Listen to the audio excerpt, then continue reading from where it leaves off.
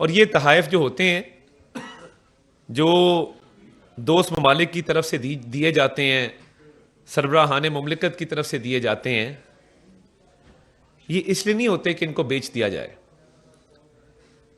سرکار آپ کو ایک آپشن دیتی ہے کہ اگر آپ چاہیں تو کچھ قیمت ادا کر کے آپ ان کو وصول کر سکتے ہیں، صرف اس لیے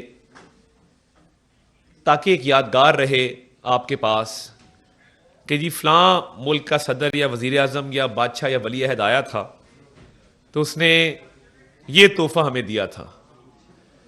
اس کی ایک ایموشنل ویلیو ہوتی ہے، اس کی ایک ٹریڈیشنل ویلیو ہوتی ہے، اور وہ اس لیے نہیں ہوتا کہ اس کو وہ ایز اے کاروبار چلایا جائے. آپ دیکھیں جرائم بے شمار ہیں کہ ان تحائف کو نہ صرف ان کی ویلیو کم لگوائی گئی بلکہ ان کی ویلیو کم لگوا کر اب ایک گھڑی ہے جو خانہ کعبہ کے ڈائل والی گھڑی ہے، وہ بازار سے خریدی نہیں جا سکتی. اس کی قیمت لوکل سطح پہ کوئی گھڑی کی دکان نہیں لگا سکتی کیونکہ وہ کسٹم میڈ گھڑی ہے، وہ خصوصی طور پہ تیار کردہ گھڑی ہے اور وہ ایک ہی پیس ہے دنیا کے اندر، وہ نایاب ہے. جب ایسی نایاب چیز جو مارکیٹ میں دستیاب نہیں ہے اور اس میں ہیرے جواہرات لگے ہیں تو پھر جو ہیرے جواہرات کے ماہر ہیں وہ اس کی قیمت لگاتے ہیں اور وہ 90 کروڑ سے 1 ارب کے درمیان اس کی قیمت لگتی ہے کیونکہ اس کے اندر جو سونا لگا ہے، ہیرے جواہرات لگے ہیں، ان کی اپنی ایک ویلیو ہے. اب بہت سارے توشہ خانہ کے تحائف ایسے ہیں جن کی قیمت لوکل سطح پہ 10 کروڑ لگوائی گئی اور اس کا 50% 5 کروڑ سرکاری خزانے میں جمع کرایا گیا اور پھر اس گھڑی کو وصول کر کے بلیک مارکیٹ کے اندر 80-90 کروڑ کا بیچا گیا اور منافع کما کے کھا گئے. اب یہ عمران احمد نیازی صاحب اور بشرا مانکا صاحبہ ایک گینگ چلا رہے تھے گھر پر، اور باقاعدہ وہ جو آڈیو آپ نے سنی جس میں وہ ملازم کو ڈانٹ رہی ہیں کہ یہ تحائف کو کس نے تصویریں کھینچ لیں، کس نے دیکھ لیا، ان کو ہوا نہیں لگنی چاہیے تھی، تو یہ باقاعدہ ایک بیوپار ہو رہا تھا. یعنی نام ریاست مدینہ کا ہے اور کرتوت ایسے ہیں کہ چوری چکاری اور ڈکیتی میں آپ ملوث ہیں. اور یہ جو آج 14 سال کی سزا سنائی گئی ہے، یہ گراف ایک کمپنی ہے برطانیہ کی جو کسٹم میڈ خصوصی طور پر تیار کردہ ڈائمنڈز کے سیٹ بناتی ہے. یہ جو گراف کا سیٹ تھا اس میں نایاب قسم کے یلو ڈائمنڈ استعمال ہوئے اور صرف ایک جو چھوٹا ڈائمنڈ ہے 3 کیرٹ کا، اس کی قیمت $9,75,000 ہے اور اس میں ایک بریسلیٹ ہے، ایک گھڑی ہے، 2 ایئرنگز ہیں، ایک نیکلس ہے. وہ سارے یلو ڈائمنڈ سے بنا ہوا یہ گراف کا سیٹ ہے جس پہ آج سزا سنائی گئی ہے. اور وہ گراف کا سیٹ اس کا تخمینہ لگایا گیا ہے 3 ارب روپے پہ.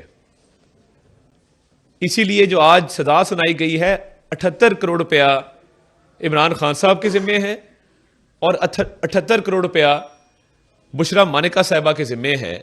غضب خدا کا کہ آپ دوسروں کو چور ڈاکو کہیں، لوگوں کو ریاست مدینہ اور امر بالمعروف نہی عن المنکر کا درس دیں، اور اپنے کرتوت ایسے ہوں کہ آپ کوئی دیا گیا تحفہ نہ چھوڑیں.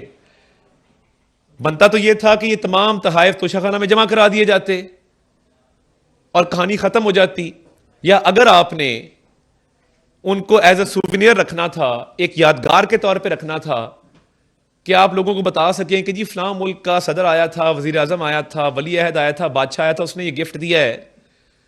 ایک سینٹیمنٹل ویلیو ہوتی ہے، ایموشنل ویلیو ہوتی چیزوں کی.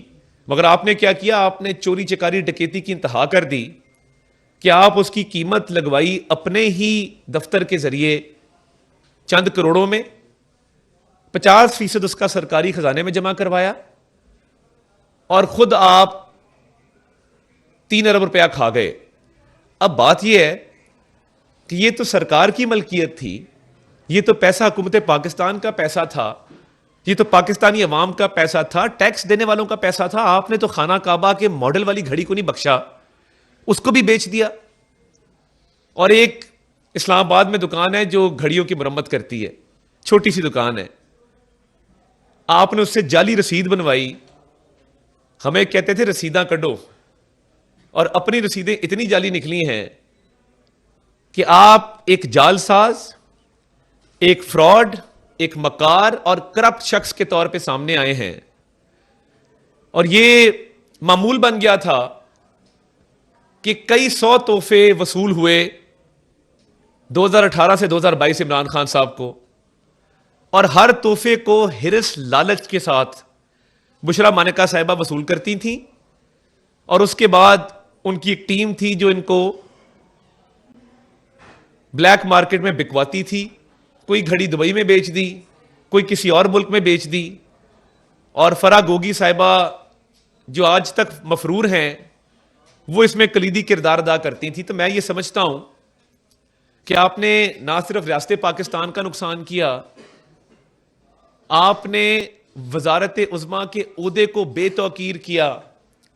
پرائم منسٹر کے آفس کا ایک لیول ہے کہ جہاں پہ توشہ خانہ کے تحائف شہباز شریف صاحب نے راہداریوں میں سجا کے رکھ دیے لیبلز کے ساتھ کہ مجھے یہ تحفے ملے ہیں, میں راہداریوں کے اندر رکھوں گا تاکہ لوگ دیکھ سکیں کہ فلاں ملک کے سربراہ نے کیا چیز مجھے دی ہے. اور ادھر ایک ایک پائی کے لیے انہوں نے یہ پورا کرپشن کا ایک نظام وضع کیا. وہ گراف کا سیٹ اگر آپ دیکھیں یلو ڈائمنڈز والا, وہ خصوصی طور پہ تیار کردہ ہے, اور وہ آپ آن لائن بھی نہیں خرید سکتے, وہ خریدا نہیں جا سکتا. اپوائنٹمنٹ لینی پڑتی ہے گراف کے سٹور پہ. آپ اپوائنٹمنٹ لیتے ہیں, گراف کا سٹور آپ کو اپوائنٹمنٹ دیتا ہے کہ فلاں تاریخ کو اتنے بجے آپ آئیں گے تو تب آپ کو قیمت طے کی جائے گی. قیمتیں لگی نہیں ہوتی اس کے اوپر, کیونکہ یہ نایاب چیزیں ہیں. یہ جو یلو ڈائمنڈ ہے یہ ایک انتہائی نایاب چیز ہے. تو میری تو سمجھ سے باہر ہے کہ آپ اپنے عہدے کا اس طرح استعمال کیسے کر سکتے ہیں. مس یوز آف اتھارٹی ہے, مس یوز آف آفس ہے. آپ نے اپنے اختیارات کا ناجائز استعمال کیا اور اتنی کرپشن کی کہ یہ اربوں روپے میں جاتی ہے. آپ نے جو صرف تحائف بیچے ہیں وہ 15 سے 20 ارب کے آپ صرف تحائف بیچ گئے ہیں.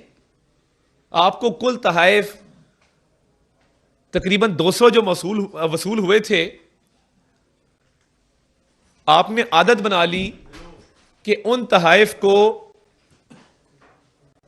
اور یہ دیکھیں نا ایک تحفہ آیا ہے, بشرا مانکا صاحبہ اس کو دبوچ لیتی تھی لالچ کے ساتھ کہ یہ کسی اور کو نظر نہ آ جائے, کوئی اس کو دیکھ نہ لے, کسی اور کے ہاتھ نہ لگ جائے, اور پھر اس کے بعد اس کی ویلیو کم لگوا کے اونے پونے اس کو خرید لیتی تھیں, اور بعد میں بلیک مارکیٹ میں اس کا سودا کیا جاتا تھا. یعنی آپ نے اس قوم کا, اس ملک کا مذاق بنا دیا. آپ نے پورے نظام کا مذاق بنا دیا کہ آپ اربوں روپے کے تحائف مذاق میں ہی بیچ گئے. اس ملک میں اتنی کرپشن کسی حکمران نے, کسی وزیر اعظم نے نہیں کی جتنی عمران نیازی نے کی ہے, اور بے دردی کے ساتھ کی ہے, اور ایک سوچے سمجھے منصوبے کے تحت کی ہے.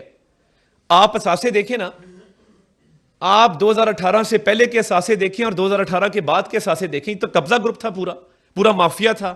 علیمہ خان صاحبہ ہیں وہ قبضے کروا رہی ہیں ادھر بھکر میں, آپ جانتے ہیں. عظمیٰ خان صاحبہ قبضے کروا رہی ہیں, کئی سو کنال زمین ہتھیائی جا رہی ہے, اور آپ کی بیگم صاحبہ ہیں وہ گھڑیاں بیچتی جا رہی ہیں. یعنی پہلے آپ نے سائفر لہرایا اور پوری قوم کو گمراہ کیا. آپ نے کہا جی میری حکومت امریکہ نے گرائی, نہیں باجوہ نے گرائی, نہیں محسن نقوی نے گرائی, نہیں میں نے خود گرائی. یعنی کوئی ایک بات پہ کھڑے تو ہوں, اور سائفر کے اندر کوئی تھریٹ نہیں تھا, کوئی سازش نہیں تھی, کسی نے نہیں کہا تھا کہ ہم آپ کی حکومت گرا دیں گے. کبھی ایسا ہوتا ہے کہ آپ کے سفیر کو بلا کے, یہ کوئی گلی محلے کے بدماش ہے کہ آپ کے سفیر کو بلا کے اگلا کہہ رہا ہے ہم تمہاری حکومت ختم کر رہے ہیں. یعنی کوئی عقل مندی سے کام لے, اور اپنے سیاسی مقاصد کو فروغ دینے کے لیے آپ نے وہ سائفر لہرایا, پبلکلی لہرایا, اور کہا کہ جی امریکی سازش ہو گئی ہے. اور وہ سائفر آفیشیل سیکرٹس ایکٹ کی وائلیشن تھی, آپ نے سیاق و سباق سے ہٹ کے اس کو پیش کیا, آپ کی آڈیو موجود ہے, آپ نے کہا ہم نے سائفر سے کھیلنا ہے. کوئی بھی شخص قومی سلامتی سے کھیلے, پاکستان کے بین الاقوامی سطح پہ تعلقات خراب کرنے کی کوشش کرے, تو کیا اس کو سزا نہیں دی جانی چاہیے؟ کیا وہ سزا کا مستحق نہیں ہے؟ کیا جو بھی کاغذ بطور وزیر اعظم آپ کے پاس آتا ہے اور وہ ٹاپ سیکرٹ کانفیڈینشیل لکھا ہوتا ہے, تو کیا یہ بنتا تھا کہ آپ پبلکلی اس کو ڈسپلے کریں اور سیاق و سباق سے ہٹ کے کریں اور جھوٹا بیانیہ گھڑیں کہ اس میں سازش ہوئی ہے؟ اس میں کہیں یہ نہیں لکھا تھا. آپ نے پاکستان کو اتنا نقصان پہنچایا, اور دیکھیں پاکستان کے دشمن اس سے فائدہ اٹھاتے رہے, اینٹی پاکستان لابیز اس سے فائدہ اٹھاتی رہیں. پاکستان مخالف ایجنڈا آپ نے آگے لے کر آپ چلے, پاکستان کے دشمنوں کا فائدہ ہوا اس سائفر والی ساری کہانی سے, کیونکہ آپ نے چند نعرے لگوانے تھے, ہم کوئی غلام ہیں. ہاں آپ غلام تھے اور آپ غلام ہیں, آپ ذہنی غلام ہیں. آپ نے جھوٹا بیانیہ گھڑ کے قوم کو گمراہ کیا ہے, آپ نے اس سائفر کے کانٹینٹس کو غلط استعمال کیا ہے, غلط تشریح کی ہے ان کی, اور پاکستان کے دشمنوں کو فائدہ دینے کے لیے آپ نے سیاسی جلسوں میں اس کو استعمال کیا ہے. کیا وزیر اعظم کے پاس جو کاغذ آتا ہے بطور وزیر اعظم حلف اٹھایا ہے کہ میں کوئی ایسے شخص کو کوئی ایسی معلومات نہیں دوں گا جو بطور وزیر اعظم میرے نوٹس میں لائی جائیں گی؟ آپ اس چیز کے اہل نہیں تھے کہ آپ یہ کام کرتے, اور وہ بھی جھوٹ پہ آپ نے کیا, صرف اس لیے کہ واہ واہ ہو جائے 4 دن اور ایک سیاسی بیانیہ مل جائے, ٹاک شوز کے اندر بات ہو جائے, سوشل میڈیا کیمپین چل جائے.